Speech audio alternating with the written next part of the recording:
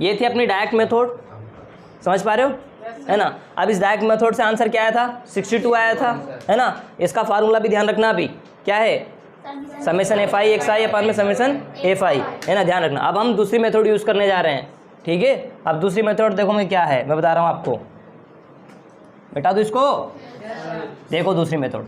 इस दूसरी मेथड में हमें निकालना पड़ेगा डिवीजन, क्या निकालना पड़ेगा, डिवीजन निकालना पड़ेगा, है ना। और ये दूसरी मेथड का नाम है, यहाँ मेंशन कर रहा हूँ मैं, इधर ध्यान दीजिए सभी, है ना।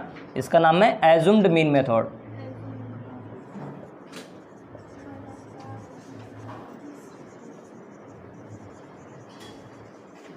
है ना। यानी कि क्या बोलते इसको, हाँ, कल्पित माध्य विधि, ठीक है, दिख रहा होगा मेरे ख्याल से।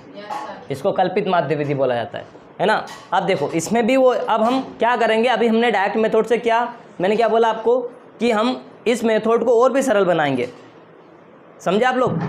डायरेक्ट मेथड जो है ना उसको और सरल बनाना है, उससे और सरल तरीके से हमें करना है। किस तरह हम कम कैलकुलेशन करके आसानी से हम सवाल को लेके आ सकते हैं, उसे हमें देखना है, ठीक है। तो देखो इसमें क्या करना है आपको, ये दोनों जो है कॉलम तो आपको दे रखे होंगे हर सवाल में, वर्ग चिन्ह आपको निकालना है, और वर्ग चिन्ह कैसे निकालना मैं आपको बता चुका हूँ, है ना, ठीक है ना। अब हम इसमें निकालेंगे डिवीजन, है ना, विचलन, क्या निकालेंगे, डिवीजन। और डिवीजन निकलेगा कैसे, है ना, डिवीजन होता है DI, इसका फार्मूला होता है XI - A, ठीक है। अब A क्या है, A इज एज्यूम्ड मीन, है ना। हम कल्पित माध्य 2 मिनट के लिए मान लेते हैं, एक माध्य मान लेते हैं इनमें से, भाई 1 2 3 4 5 6, ये 6 है, तो 2 इधर से छोड़ दो, 2 इधर से छोड़ दो, बीच के 2 जो बचे हैं इनमें से कोई सा एक आप कल्पित माध्य मान लो थोड़ी देर के लिए, समझ पा रहे हो, नहीं आ रही बात समझ में। तो हमने इनमें से एक इसको अपन ने मान लिया है कल्पित माध्य थोड़ी देर के लिए। इतना क्लियर है क्या, इतना क्लियर है, है ना। तो हमने इनमें से किसी एक को कल्पित माध्य मान लिया। अब हमारा डिवीजन कैसे निकलेगा, देखो जरा ऊपर क्या लिखा था डिवीजन, है ना। डिवीजन निकलेगा, है ना, XI - A। हर बार इस XI में से इस A को माइनस करना है, समझे कि नहीं समझे।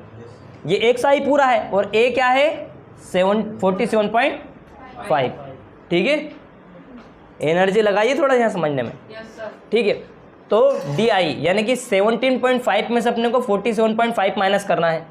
तो 17.5 में से 47.5 माइनस करोगे तो क्या आएगा, माइनस का 30, ठीक है। यहाँ आप माइनस करोगे 32.5 में से 47.5 को तो क्या आएगा, -15, और यहाँ तो क्या जाएगा 0, और यहाँ करोगे तो क्या जाएगा, है ना, प्लस का 15 आएगा क्योंकि ये बड़ा है अब, है ना। और यहाँ क्या आएगा 30, और यहाँ क्या जाएगा 45, है ना। आपने समझा क्या, आपने ट्रिक लगाई, इस 0 के इधर जो माइनस में आ रहा ना, वहीं इस 0 के इधर पॉजिटिव में आएगा, समझ गए। जैसे 15 - 15 - 30, तो +15 +30 +45, 15 प्लस होते जाएंगे, ठीक है। तो आपको सिर्फ इतना निकालना है, फिर यहाँ से समझ जाना है भाई इसका उल्टा आने वाला है इधर, क्लियर है, ओके, है ना। तो देखो अब हमने ये देखो, ये क्लास मार्क तो उस मेथड में भी निकाला था अपन ने प्रत्यक्ष विधि में। अब कल्पित माध्य विधि में क्या निकाला नया, ये निकाला, और इसमें ये निकाला नया डिवीजन, ठीक है। समझ पा रहे हो कि नहीं समझ पा रहे हो। अब देखो जरा, अब इसमें क्या निकालेंगे हम, FI DI निकालेंगे, है ना। FI मतलब ये फ्रीक्वेंसी और इस डिवीजन का मल्टीप्लाई करेंगे। करो मल्टीप्लाई, कितने होंगे, जल्दी करो फटाफट, हाँ, -60 और फिर 0, फिर 200, वेरी गुड, ठीक है। नहीं आ रही बात समझ में। अब यहाँ क्या करेंगे हम, ये निकाल लिया FI DI, अब इसका सम निकाल लो, समेशन FI DI, उसका समेशन ये आ जाएगा, क्लियर है क्या, है ना। अब इसको कैसे करेंगे, इन दोनों को प्लस कर दो, माइनस वालों को, माइनस वाले ऐड हो जाएंगे, है ना। कितने आ जाएंगे, 105 माइनस का आएगा, और इन दोनों को करेंगे तो क्या होगा, इन सबको करेंगे तो, है ना, कितना होगा 90 180 और 270, कितना हो जाएगा 540, है ना भाई। ये कितना 270 540 हो जाएगा ना, तो प्लस 540। अब 540 में से 105 को घटाओ, कितना बचेगा, हाँ 435, 435। हाँ आप देखो जरा, देखो क्या किया हमने क्या किया अभी, हमने माइनस माइनस वालों को ऐड कर लिया, कितने 60 और 45 कितने हो जाएंगे -105 है ना। 90 180 270 को प्लस कर लिया, क्या होगा 540। 540 में से जब 105 को माइनस करेंगे कितना आएगा है ना 435। ये आ गया 435 प्लस का, क्योंकि प्लस का नंबर यहाँ पे बड़ा है। क्लियर है क्या, है ना। तो ये आ चुका है ना। अब हम क्या निकालेंगे इससे हम निकालेंगे इसका मीन निकालेंगे, माध्य। अब वो कैसे निकालेंगे देखो, उसका सूत्र बता देता हूँ पहले, मैं डायरेक्ट नहीं लिखूंगा है ना। देखो कैसे करेंगे अपन है ना, उसका फार्मूला यहीं से क्रिएट करेंगे उसको है ना। यहाँ निकालेंगे अपन डी आई कैसे निकलेगा, समेसन FI/DI अपान में समेसन FI, ऐसे निकलेगा। लेकिन DI है क्या, DI क्या है, DI है आपका, सॉरी ये DI नहीं, ये D बार करेंगे इसको, D बार, ठीक है, क्योंकि D बार निकालने जा रहे हैं है ना।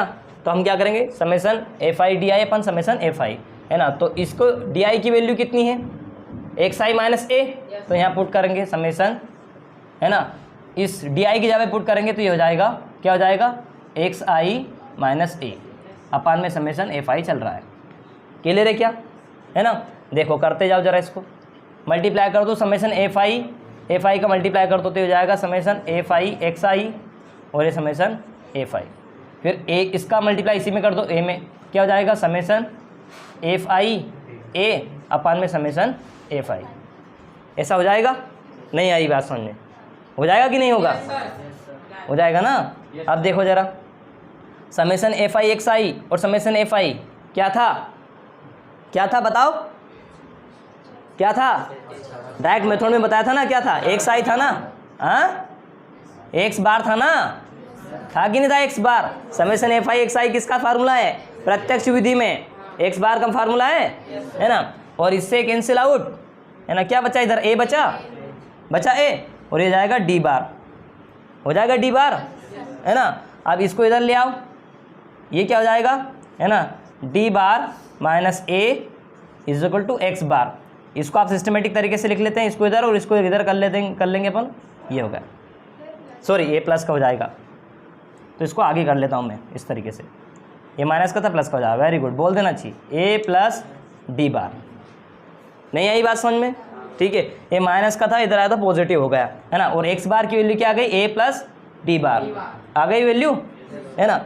अब X बार कैसे निकालेंगे, A प्लस, अब ये वाला फार्मूला है ना, हम क्या करेंगे, अब बताओ मुझे भाई, यहाँ क्या पुट किया था पहले मालूम है ना, इसकी वैल्यू समेसन FI XI की वैल्यू क्या है X बार है ना, थी तो हमने X बार यूज़ कर दिया, इससे कैंसिल करके ये आ गया है ना। इसको सोल्व आउट करके यहाँ पे क्या निकला अपने पास, X बार की वैल्यू क्या निकली A प्लस D बार। लेकिन D बार एक्चुअल में है क्या, है ना, क्या है समेसन FI/DI अपान में समेसन, समझे कि नहीं समझे, नहीं यार बात समझे। तो फाइनल हमें एज्यूम्ड मीन का फार्मूला ये मिला है, this is the formula of assumed mean, क्योंकि हमें D बार थोड़ी निकालना, हमें X बार निकालना है, माध्य निकालना हमें, तो समझे कि नहीं समझे। तो फाइनल फार्मूला ये मिला है, ये कैसे मिला है, इसी से निकाला है, इसको मैंने मिटा दूँ सारा फार्मूला क्या है ना, समझ जाओगे है ना। तो देखो जरा, याद होना चाहिए, अब पूछूंगा तुमसे मैं है ना। तो एज्यूम्ड मीन का फार्मूला क्या है जरा बताओ, X bar is equal to क्या आएगा, एक मिनट, मीन मतलब माध्य, यहाँ लिख देता हूँ, ठीक है। क्या आएगा, X bar is equal to क्या, A plus summation FI/DI upon में समेसन, क्लियर है, दिख रहा है ना ये, ठीक है ना। तो यहाँ हम निकालेंगे X बार। अब A क्या था है ना 47.5, तो यहाँ देखो 47.5 कर दिया अपन, ठीक है। प्लस समेसन FI/DI कितना था, समेसन FI/D कितना है 435, समेसन FI कितना था देखो जरा 30 है ना, तो ये 30 कर दिया, क्लियर है।